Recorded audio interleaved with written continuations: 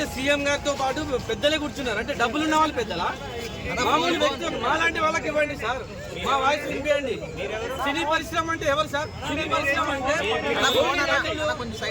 50 నుంచి 100 కోట్లు 150 కోట్లు తీసుకున్న వాళ్ళు మాత్రమే అక్కడ సినీ పరిశ్రమ అన్నా సార్?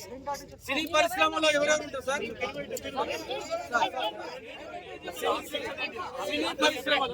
సినీ పరిశ్రమ ఎవరు సార్?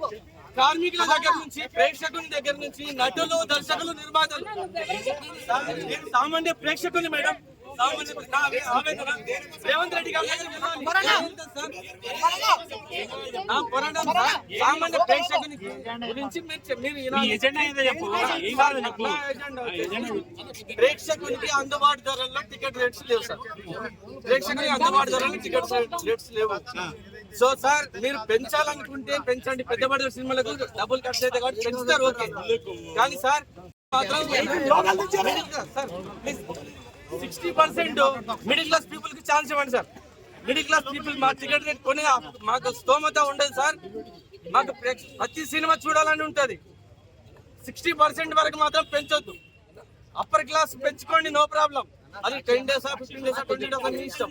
60% మాత్రం ప్రభుత్వ నియంత్రణలోనే ఉండాలి. ప్రభుత్వం మాత్రమే డిసైడ్ చేయాలి. మీరు 100 కోట్లు పెట్టి సినిమాలు తీసుకోండి, మాకు నో ప్రాబ్లం. బెనిఫిట్ షోల వల్ల కూడా మాకు నో ప్రాబ్లం సార్. బెనిఫిట్ షోలు కూడా పెట్టుకోండి, నో ప్రాబ్లం. కాకపోతే దానికి ఇప్పుడు హీరోలు, దానికి కూడా హీరోలు రావాలి. ప్రేక్షకులు అనేవాళ్ళు, ప్రేక్షకులు హీరోలను బట్టే వస్తారు కానీ ప్రేక్షకులు తప్పు. సారీ, హీరోలది మాత్రం తప్పు కాదు. హీరోలకు పర్మిషన్ తీసుకొని రండి, పోలీస్ పర్మిషన్ తీసుకొని రండి. మేము వాళ్ళని చూసి ఆనందపడతాం. ప్రేక్షకులు 8 పైసలు, ఎన్ని వేలు పెట్టి కానీ టికెట్ చూడడానికి వస్తాం కదా. నువ్వు వచ్చేది ఎందుకు? హీరో ఇమేజ్ స్టార్ హీరోలు కాబట్టి వాళ్ళ సినిమాలు చూస్తాం సార్ మేము.